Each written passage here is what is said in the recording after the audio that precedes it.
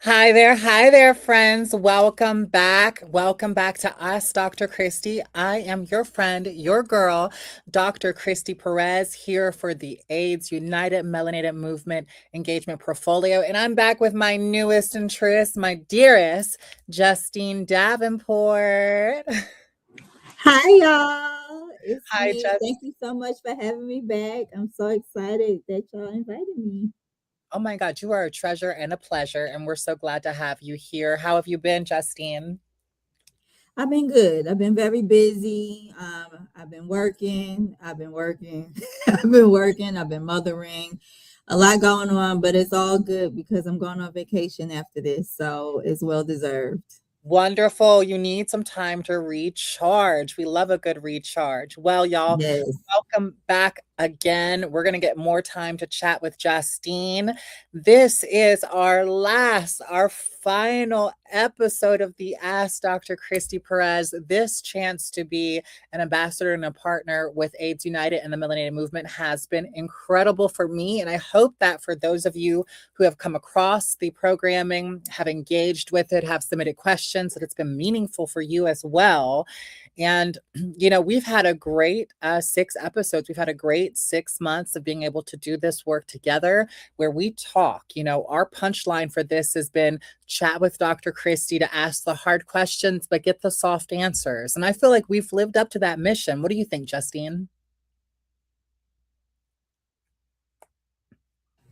Oh, there go technology again. No, yes, we definitely have.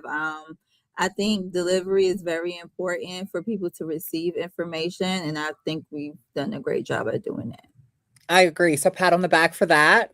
But we can go ahead and dive into our first news stories that we want to go ahead and update you. You know that we love to give you the information here about what is happening in the news and policy landscape related to HIV. So we have a couple updates that we want to share with you.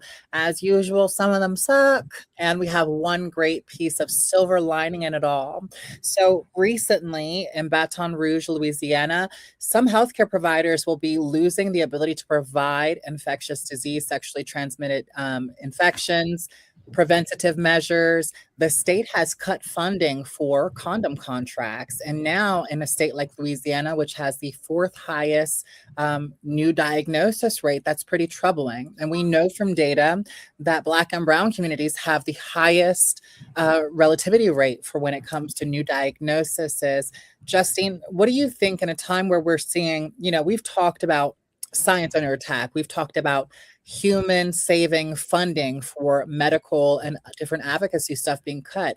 What do you think this signals, this kind of almost doubling down that we're seeing across the board? Louisiana has made some pretty good strides in the past decade, and for them to cut away this funding, it's pretty problematic. Yes, it's very big and it's very unfortunate. That just it gives less access to people who's trying to do those preventative measures. Preventative measures are so important. It's unfortunate that our government doesn't feel the same way, and the lack of funding is going to set us back. It's going to set Louisiana back, and it's going to cause numbers to rise, and it's going to be an opposite effect than what they probably don't even think or consider what the outcome can be, but it's going to cause a higher rate in numbers. I agree. And, this is not the only place that it's happened, and it probably won't be, unfortunately, the last place that it happens. Another headline that we have in front of us is coming out of Lexington, where the news there has reported how a nonprofit that has been receiving funding from the local city government for 38 years, they've been around. For the organization has been doing this service for 38 years in the local community and has been receiving the same state funding for 10 years. And recently they had to file an appeal because for no rational explanation where they denied that funding. And it left them with an almost $100,000 gap in their budget that they needed for a very critical services in an area that has seen a lot of inflation and diagnosis, but also a serious need for continuation of treatment. So, we transition from one headline to another, but it is it's happening, and we need to kind of address it. And I guess the question, you have a robust, resume working in and around HIV advocacy and policy work. What needs to change? What do we need to do? What is the missing ingredient in the recipe for us to get stakeholders like policymakers and those who hold the purse strings to understand that this funding is probably one of the most important contributions that they could do with their time in office? Yeah, I just don't think they've done the research. They know the current numbers of diagnosis. A lot of the information that has been put out in the last few years has been removed because of DEI projects and just different policies that have been passed in the last couple of years. And they just don't understand the importance. If they understood how many people are affected by or living with HIV, they will understand that this is a need. Prevention measures are needed and they need to be seen. Stigma is still a very big and high thing and it causes people already not to come into care. So removing preventative measures just shows how important the growing numbers of HIV is not important to our government. But what we need is for them to see this data and explain the importance. Like, this is something our communities need. Like, it affects everybody. Whether you think it doesn't, it affects everybody. HIV, you may not think you know somebody living with HIV, but it's people walking around with HIV every day. And although we're able to thrive and live long lives and take care of ourselves, we also don't want those numbers to continue to grow. So having taken away the access and the funding for people to just simply do the right thing to take care of themselves is just unbelievable. But we have to go to our stakeholders. We have to explain these numbers to them, let them know how this affects them, how it affects the communities. We're not going to be able to show them and take care of ourselves.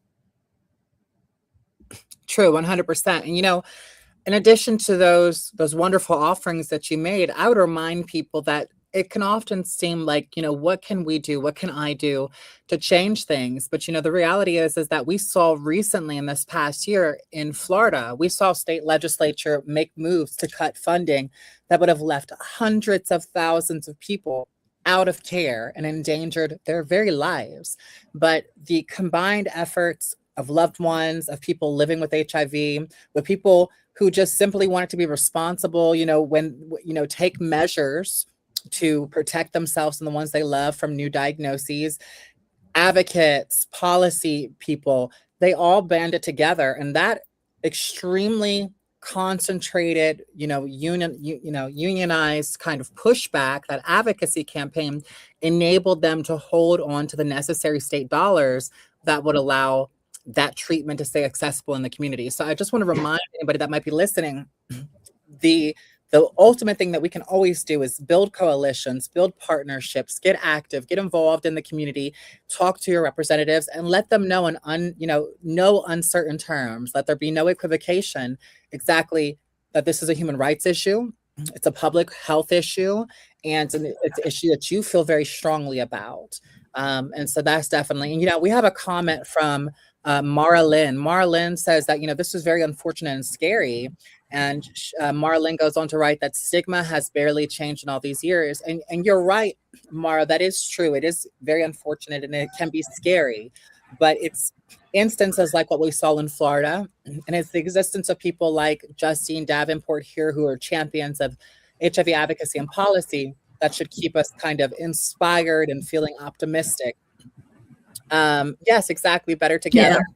Yeah. And, stigma has had some changes, honestly. I think that there is more awareness and I think there is more cultural awareness. I get a lot of people that have conversations with me about what it's like to come into contact with somebody and have that initial talk, that disclosure, so to speak.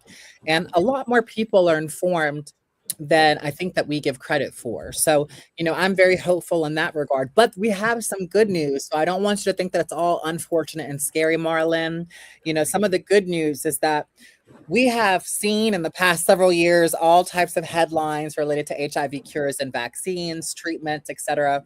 And those who work in HIV policy advocacy, the knee-jerk reaction is don't get the hopes up, don't get the hopes up. But at the LaJolla Institute, medical scientists have had amazing breakthrough as of just this past month with a new vaccine that has what they describe as broad neutralizing prowess and high success rates in basically surpassing the defenses. It's able to this vaccine see past the defenses of the HIV virus, target the HIV virus, and stop the multiplication of that virus, which is how viruses expand and grow, and they take over immune systems. So already the HIV vaccine that they've developed works by prompting the body's immune system to make substantial numbers of rarely seen broadly neutralizing antibodies. The new study showed vaccine results that were best at fighting HIV antibody response. And this is based upon what has ever been seen in scientific review. Human trials have now started. To the best of my knowledge, I may be mistaken. Anybody can feel free to fact check. If you ever hear me say something wrong or something that I'm not sure about, feel free to send me a message over at cperez@aidsunited.org or just leave a comment somewhere.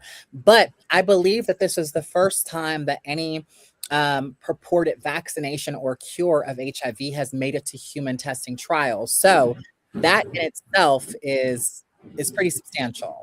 There's been other things related to like chemo or whatnot, but I don't believe anything that was been specifically engineered for this type of cure has advanced that way yet. I should probably fact check that.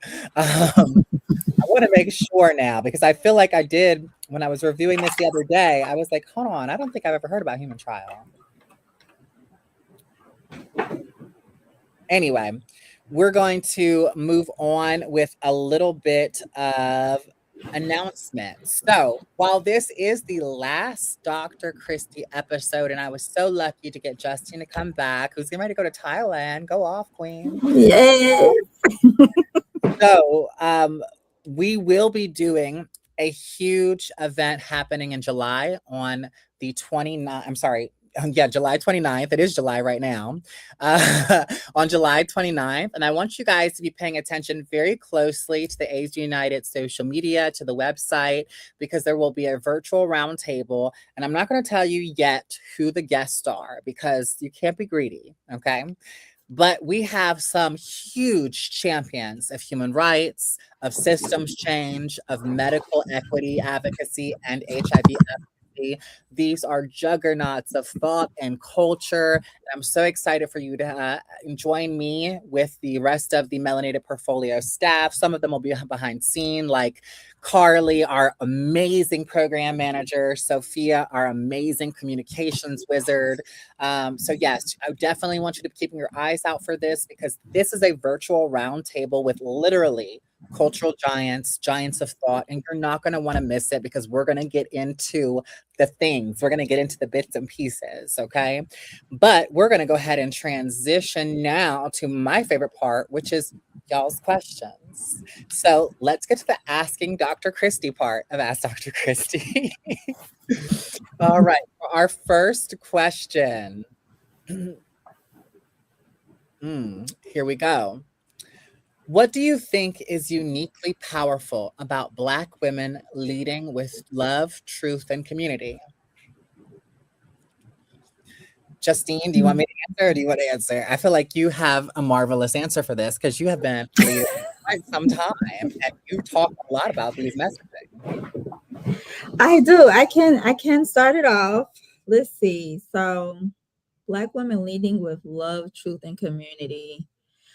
I think as women already, we have that motherly love, and we have the ability to, care and be able to show up for everybody else already instead of ourselves. But being a Black woman and being able to share that, it makes it easier for people to share their stories. It makes it easier for people to come to you for help. It makes it easier. You're just being a person. So we're on the same level. It doesn't make it a difference that, oh, she's all the way up here. If you feel like you can speak to the person. So helps bring the community back together, because sometimes where we're siloed in our own stuff, it's really hard to really get to bring people together, to even get to, you know, share experiences, because you're just focusing on yourself. But being able to just come together and love on each other, it brings out wonderful outcomes. It brings out relationships, collaboration. You're able to help each other, lean on each other. And a lot of times, a lot of people and a lot of women don't have those opportunities, because again, they're just moving day to day. They're trying to just get through their stuff. And they don't have that support. So I really feel for those women who don't have that support. But as my job in advocacy, I let them know, hey, I'm here for you. You're not alone. You know, there's a whole community out here of women that can help you, who share the same life experiences, and that you're not alone. We're all here together in this. We're just trying to move day by day. Nobody is perfect. Allow yourself grace. And you're going to get through, but you definitely need that community built, but you also need that loving message for you to even receive, to even want to take that next step, to move on forward, to be able to build community with other people. I love that. That's such a thorough and beautiful answer. That's a tough act to follow. I don't want to second that. That's perfect, Justine. Thank I you so believe much. in you. We're just gonna hop to the next question. You ate and left no crumbs, baby. Chewed it. Our next question. Sometimes I catch myself focusing on how far we still must go. What's helping you celebrate how far our community has already come? Baby, it is presence. We're still here.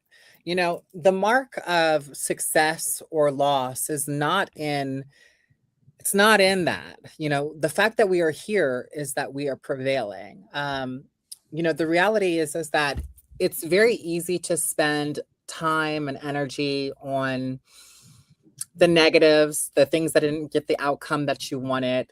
Um, you know, but the reality is that our community, I feel like we are very hypercritical. Um, and when I hear the word our community, in my mind, because I'm a radical, I'm like all oppressed people, all minority people, because those are my people, right? Right.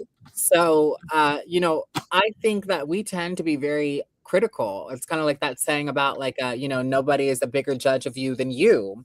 But the thing about it is like strides have been made. Are there great threats that want to take away progress, that want to divide us further, that want to diminish human rights and cut essential services? 100% we face those threats. But that's nothing new. That's as old as time. That's a story. How does the Beauty and the Beast? When is tale is old as So this time, can't Miss sing, Pot.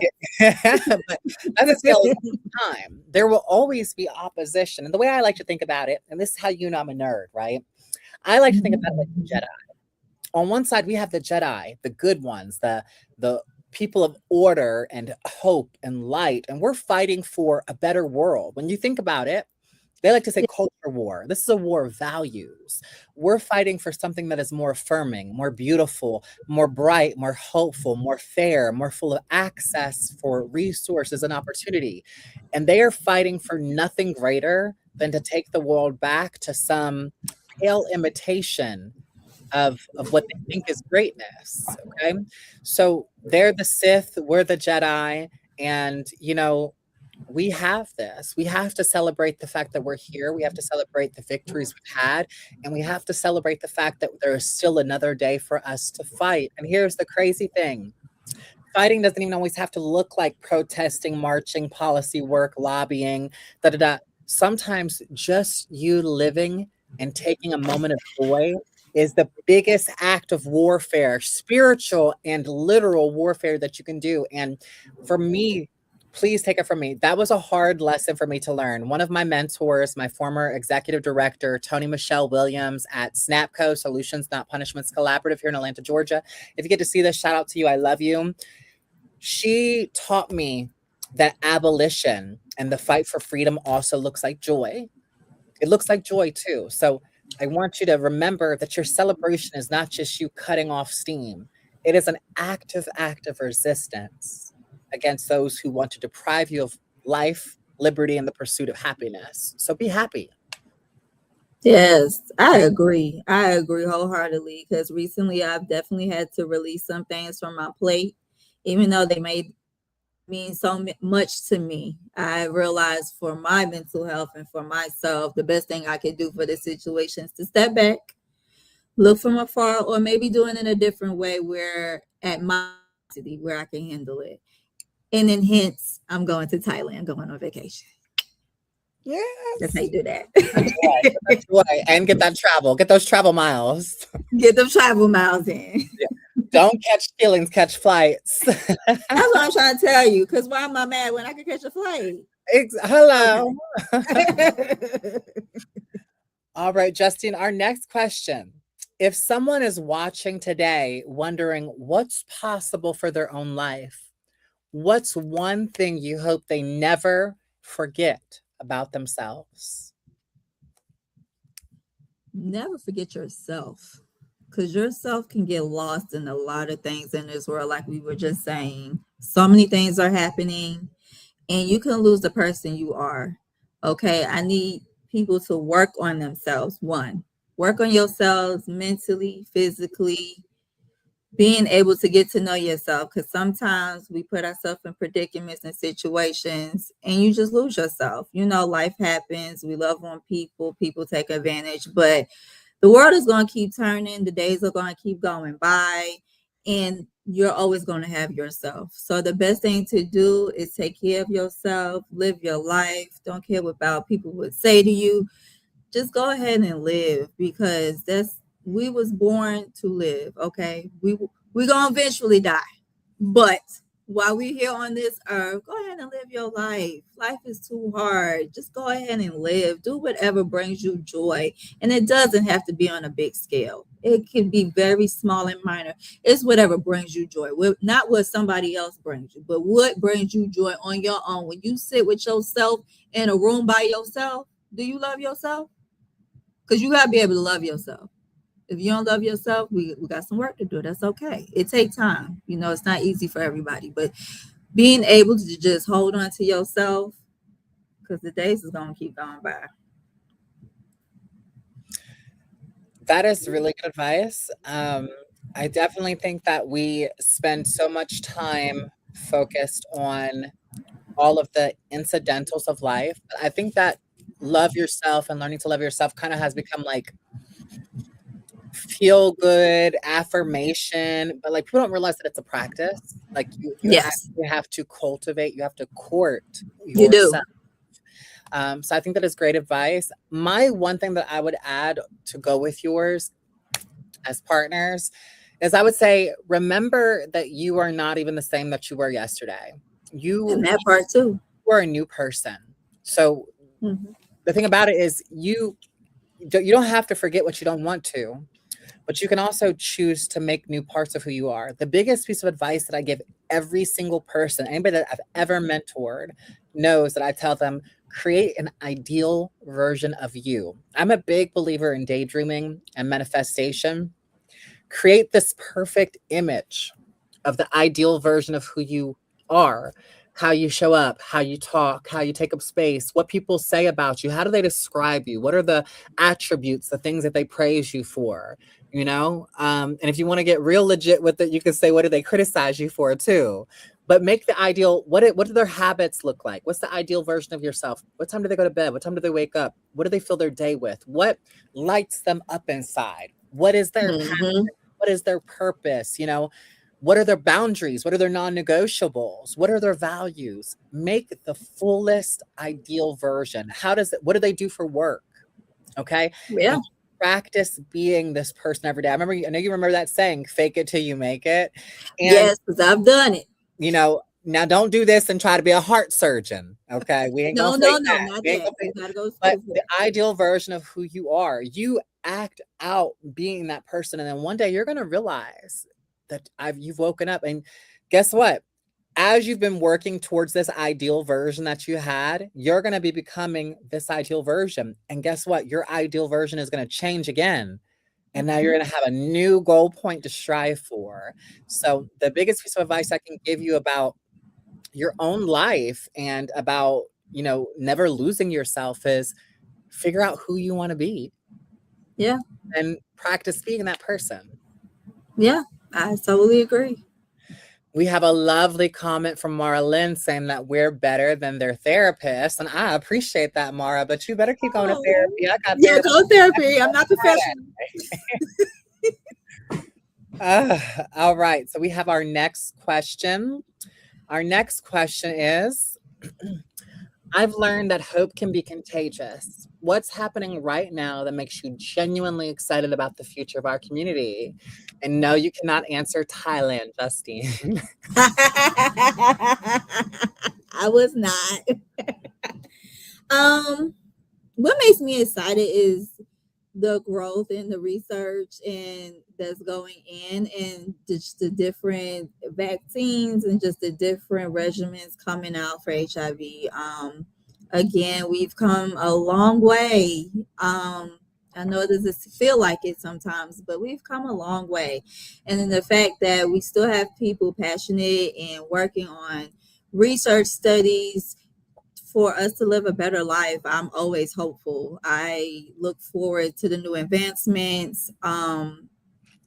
Research is something I've recently would like to get more into. Um, but just the advancements in the medication and the easier access, communities or organizations thinking of ways to get their patients in easier, to make the process easier. I see these day to day with different organizations, and that they really are starting to listen to the community and say, hey, we're gonna come to your area. You don't gotta come all the way out here. We're gonna come out here to you. So we can provide you care. Or you can get your preventative measures, whatever the case may be. But we're coming to you, we're doing the research, we're looking at the data, and we realize that yeah, we're not perfect, but we can start working on some things to improve and make access to care better. So I love to see those advancements, and it does bring me joy that although there's things in our pathway and funding cuts still happening, there's still ways around everything, and you just have to get more creative with different things, do more collaboration. But I love to see the advancements happening with research and the care continuum. I love that. I definitely think that is, excuse me, frog in my throat. Definitely think that is one of the places where people get a lot of their hopefulness from, you know. But I guess what makes me hopeful also is that just like people are realizing that they can do so much with their life. I'm so excited to see what people do and who they become and how they show up. And that is in the presence of a cure, a vaccination, or in the absence of it. I'm excited to see how people seize their life and make the most of it, and just really honestly lock into all of the potentiality they have. I read all of these incredible stories all the time, and I hear from people all the time these incredible stories, and it's just like, look at you, look at Yeah. you. So you know, Yeah. I love that very, very much. All right, let's go to our next question. If you could redesign the way we talk about HIV from the ground up, what would you keep and what would you completely let go of it? Well, they didn't set any rules. And here's a big thing about me. I am a loophole girl. If there is a rule somewhere, I will find the loophole. So if we're going to redesign the way that we talk about it, that means that I can change the way the world is flowing, right? So Mm-hmm. I would like for us to talk of it as a thing of the past. I would love for us to be able to talk about it as a thing that's no longer relevant, that's no longer impacting people's lives, because we did get access to, you know, the funding and the vaccinations possible.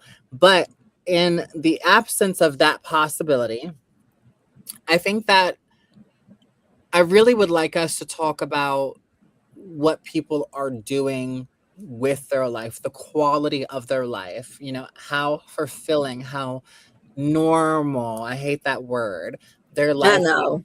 um, despite or in spite of, whichever wording you prefer, living with a diagnosis of HIV. I think a lot of times there is both a pity, a little Mm-hmm. bit of discomfortability, and even sometimes maybe some, like, I don't know the exact word, but I feel like there's a combination of tones that sometimes are attached to these conversations and are held as POVs from people who are having conversations about people living with HIV.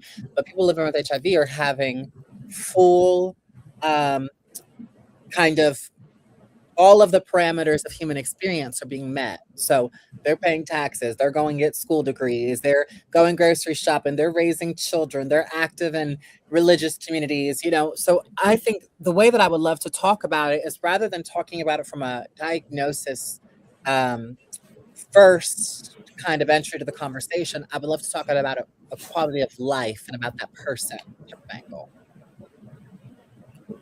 I agree. I would definitely remove the fear out of it, change the language, the way HIV has been spoken about.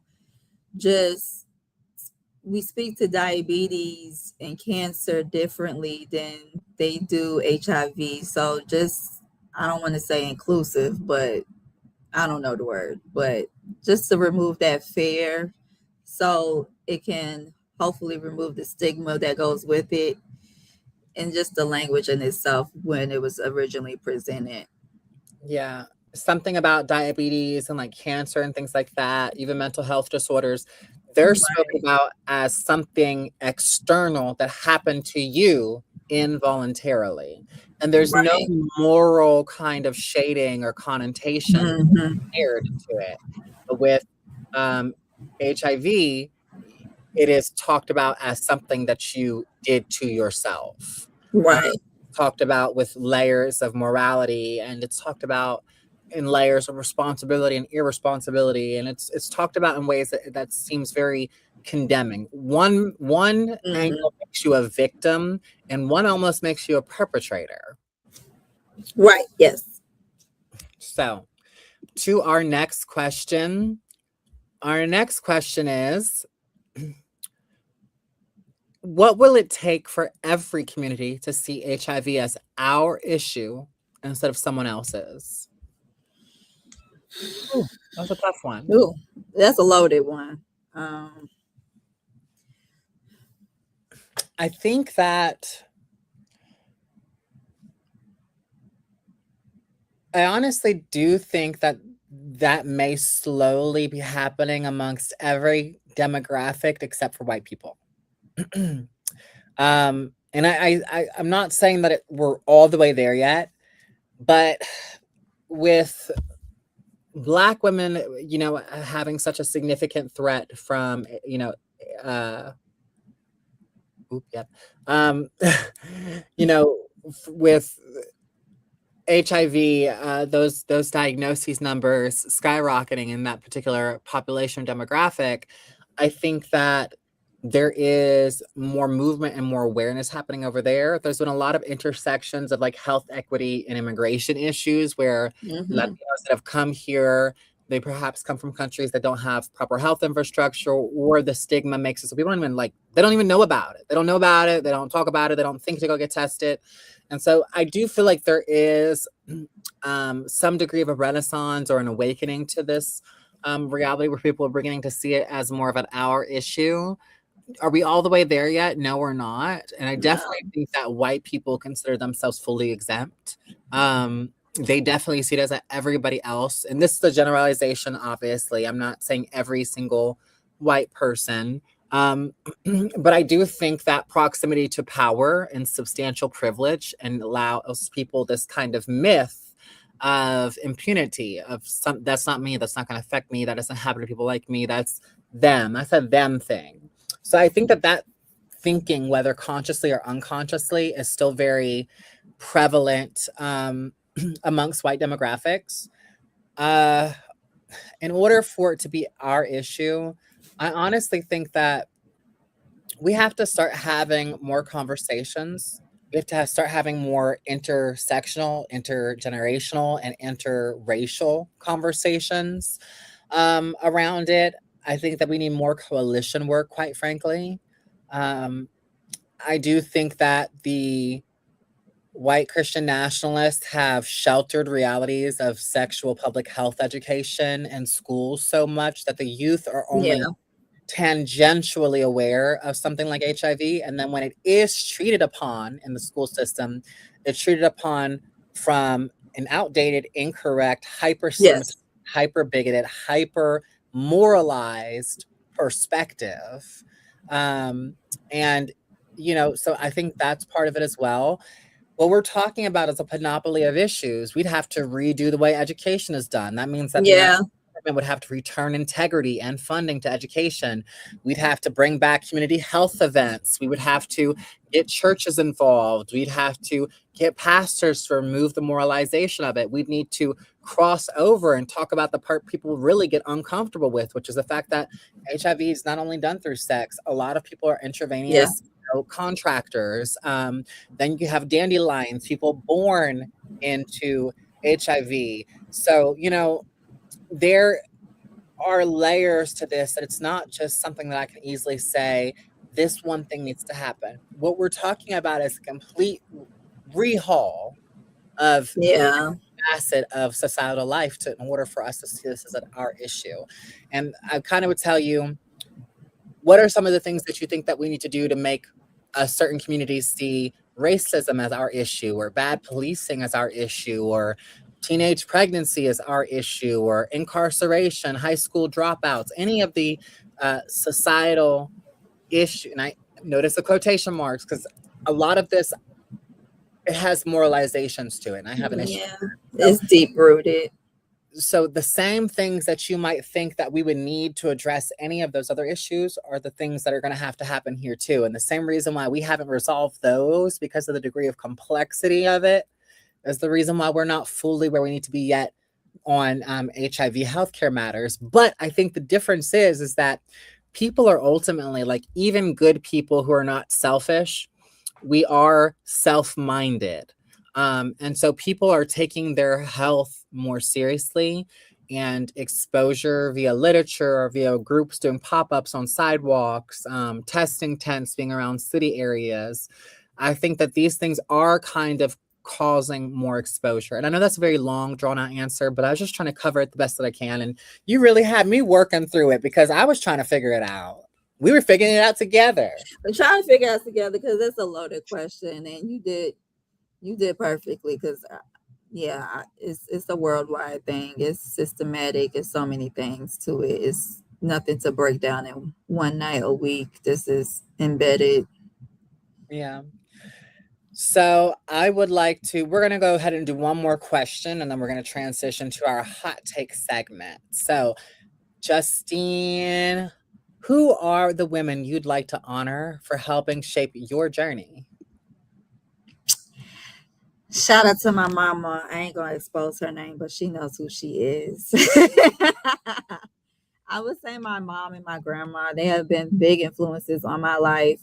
I am an only child, so I've been with mom. My dad was not in my life. I guess he dropped some money off here and there, but he was not in my life. So my mother has definitely been that's my twin. Unfortunately, I don't like to admit that nowadays, but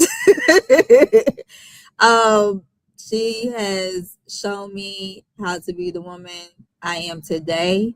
My grandmother had a big influence on my life, even though she passed away when I was 18, but I was with her all the time when I wasn't with my mother. So those two women have definitely shaped, they've made me strong. They've made me know, or just, we put in my Davenport veins. You're a Davenport, you stick it out, you bring it together, you're family oriented, you care about people, you treat people the same. It doesn't matter their background, where they come from, you treat people how you want to be treated. And that's how I go through life. Treat people how I want to be treated. And they just gave me the strength that I have today. So I would like to shout those ladies out. I don't think my mom is online right now, but shout out to you, girl. Lovely. I'm really glad to hear that. And I'm glad that you had that. I think that formation is so important, and helping to instill that sense of certainty of your identity is very important. So, Justine, we have arrived at the hot take segment of the show. We're going to do one hot take, um, Okay. and then we're going to wrap it on up with a reminder of the great happening of July 29th. So, I'm going to give you this hot take because we kind of talked about it a little bit before. Hot take. Joy is one of the most underrated forms of advocacy. Agree or disagree, Justine? Hmm.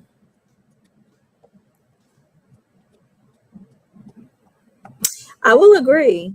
Um, yeah, that's not something that's really highlighted. But I know for me, what keeps me going is the joy I get from helping people. I think the day I would stop advocating if I no longer feel that joy.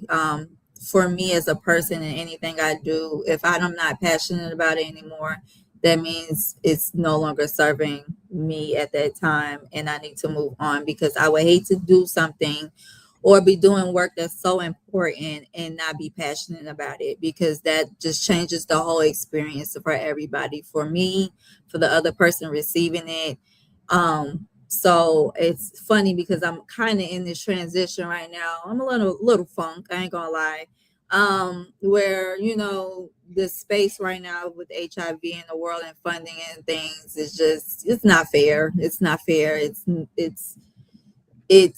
puts you in a funk when you see actively how decisions affect people, and you see you are limiting or helping your patients and people, just trying to get care, trying to get access to care or stay in care. So it has put me in a funk, but what's keeping me going is when I still hear my patients and they say, "Oh, I'm happy to see you today," or they made it to their appointment when I know all that they've gone through, or they just, they're just really excited when they're overcome something, or they just happy to talk to me, that they have a person to talk to. So that keeps me going. And I think today, like I said, that no longer brings me joy. I may have to step back and reevaluate. But joy is very underrated. It's not something that's highlighted.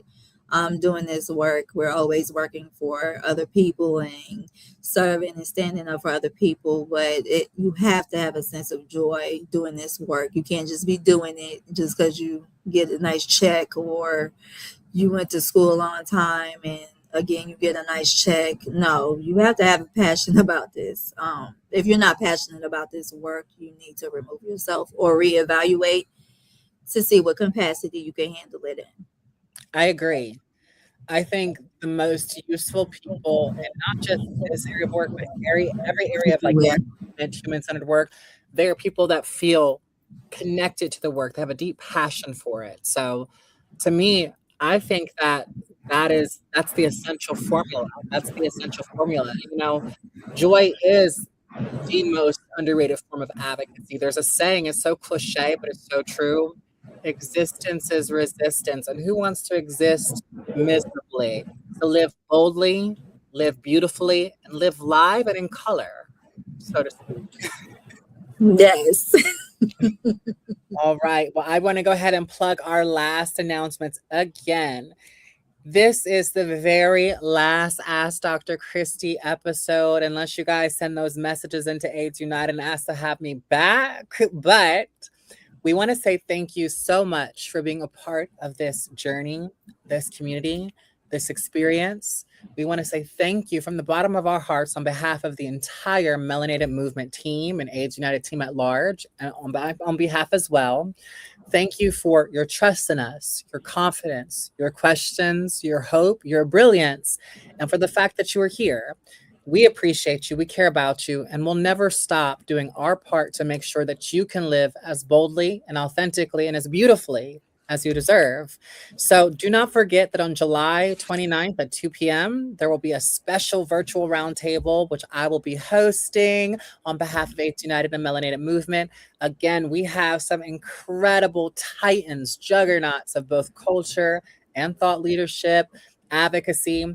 You're going to genuinely enjoy it. We're going to be cutting up, and honestly, quite frankly, truly, you do not want to miss it. But for now, This has been Dr. Christy Perez with Ask Dr. Christy, joined by the amazing, incomparable Justine Davenport. Thank you to the entire AIDS United team and Melanated Movement. Thank you so much. And for now, bye-bye. Bye-bye.